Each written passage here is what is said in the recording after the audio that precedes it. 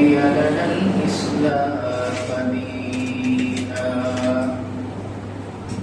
ونشهد أن لا إله إلا الله وحده لا شريك له ونشهد أن سيدنا وسندنا وحبيبنا وحبيب قلوبنا وطبيبنا وطبيب قلوبنا ومولانا محمدا عبده ورسوله أرسله بالحق بشيرا ونذيرا وداعيا إلى الله بإذنه وسراجا منيرا أما بعد فأعوذ بالله من الشيطان الرجيم بسم الله الرحمن الرحيم إن الذين كفروا وماتوا وهم كفار أولئك عليهم لعنة الله والملائكة والناس أجمعين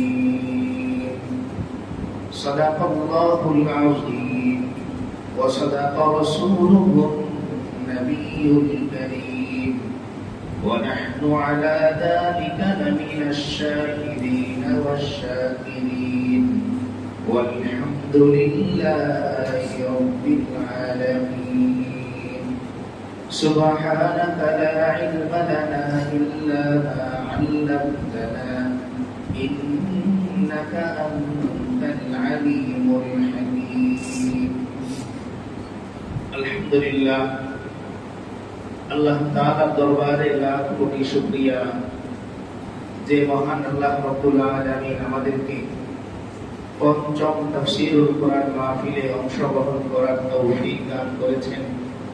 এজন্য আমরা সকলেই দিল থেকে শুকরিয়া দান করি আলহামদুলিল্লাহ। আজকে আমাদের তাফসীর শুরু হবে 161 নম্বর আয়াত সূরাতুল বাকারার 161 নম্বর আয়াত থেকে 167 নম্বর আয়াত পর্যন্ত, যদি আল্লাহ তাআলা তৌফিক দান করেন।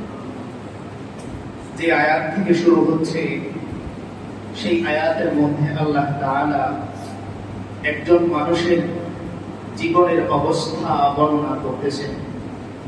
যে দুনিয়ায় একজন মানুষ যেরকম কোনো ব্যবসা শুরু করার সময় এবং তার এই ব্যবসার জিন্দেগি শেষ হওয়ার সময় দুই ধরনের অবস্থা তার হতে পারে। এক নম্বর অবস্থা হচ্ছে এই যে লোকটা ব্যবসা শুরু করলো লাভ দিয়ে আর শেষ করলো লস দিয়ে।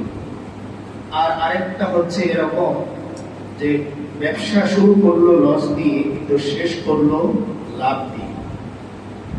তো আল্লাহ তাআলা এখানে যে ক্যাটাগরির মানুষের কথা বলতেছেন তাদেরটা হচ্ছে এই দুইটার বাইরে পুরোই ভিন্ন। যাদের ব্যবসাটা শুরু হয় লস দিয়ে শেষও হয় লস দিয়ে, এই মানুষগুলোর আফসোস ওই দুই প্রকারের চাইতে অনেক বেশি।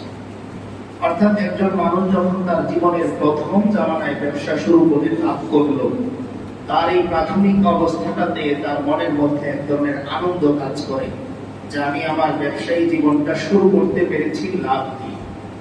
কিংবা কেউ একজন ব্যবসার শুরু তো করলো লস দিয়ে কিন্তু শেষটা হলো তার লাভ দিয়ে, তখনও তার মনের মধ্যে এক ধরনের আনন্দ থাকে যে আমি অন্তত আমার শেষটা কি করতে পেরেছি, লাভ দিয়ে শেষ করতে পেরেছি। কিন্তু আল্লাহ তাআলা এইখানে এমন এক ব্যবসায়ীদের কথা বলতেছেন যারা নিজেদের জিন্দেগির ব্যবসা শুরু করেছে লস দিয়ে, তাদের শেষও হচ্ছে লস দিয়ে। তাই আল্লাহ তাআলা তাদের প্রতিদান হিসেবে বলতেছেন এই মানুষগুলো হাসরের ময়দানেও লসেরই শিকার। আল্লাহ তাআলা বলতেছেন ইন্নাল্লাযীনা কাফারু ওয়া মাতু ওয়া হুম কুফার, নিশ্চয়ই যারা কুফরি করেছে অর্থাৎ তাদের জীবনটা শুরুই হয়েছে, জীবনটা তার চলেছে কুফরি অবস্থায়, কেবল আল্লাহ তাআলার নাফরমানি অবস্থায়, আল্লাহ তাআলার নিয়ামতকে অস্বীকার করা অবস্থায় শুরুটা হয়েছে তার এই। আবার ওয়ামাতু, তারা মৃত্যুবরণ করেছে, ওহুম কুফার, অবস্থা তাদের আগের মতনই, যে তারা কাফের অবস্থাতেই মৃত্যুবরণ করেছে। তাহলে তার জীবনটা শুরু হচ্ছে কুফরি দিয়ে, আবার শেষও হচ্ছে কুফরি দিয়ে। তো এই ধরনের মানুষের জন্য কি প্রতিদান আছে? আল্লাহ তাআলা বলতেছেন যে এই ধরনের মানুষের জন্য 3 ধরনের ব্যক্তির পক্ষ থেকে অভিশাপ। কয় ধরনের ব্যক্তির পক্ষ থেকে? 3 ধরনের ব্যক্তি। তার মধ্যে প্রথম নম্বর হচ্ছেন উলাইকা আলাইহিম লানাতুল্লাহ। আল্লাহ তাআলা বলতেছেন, আমি এই মানুষের সৃষ্টিকর্তা হিসেবে ঘোষণা দিচ্ছি, আমার যে বান্দা তার জীবন শুরু করলো কুফরি দিয়ে, সীমা লঙ্ঘন দিয়ে, আবার শেষও করলো সীমা লঙ্ঘন দিয়ে, আমি আল্লাহ রহমান হওয়া সত্ত্বেও, গফফার হওয়া সত্ত্বেও, তার বাবা মার চাইতে অনেক বেশি দরদি হওয়া সত্ত্বেও আমি আল্লাহ ঘোষণা করতেছি এই সমস্ত মানুষের উপর আমার পক্ষ থেকে অভিশাপ। নাউযুবিল্লাহ। তাহলে 1 নাম্বার অভিশাপ কার পক্ষ থেকে? আল্লাহ তাআলার পক্ষ থেকে। 2 নম্বরে আল্লাহ তাআলা বলতেছেন ওয়াল মালাইকা, যে সমস্ত ফেরেশতারা কেবলমাত্র মানুষের পক্ষে জয়গান বর্তমানে করে। একটা সময় তাদের অভিযোগ ছিল সৃষ্টি লগ্নে, সূচনা লগ্নে, কিন্তু এই ফেরেশতারা যারা আল্লাহ তাআলার কথার বাহিরে কখনো যান না, যারা কখনো আল্লাহ তাআলার তাসবিহ ছাড়া অন্য কোনো জিনিস চিন্তাই করেন না, এই দলেরও অভিশাপ তাদের উপর। তাহলে 1 নম্বরে অভিশাপ দিচ্ছেন কে?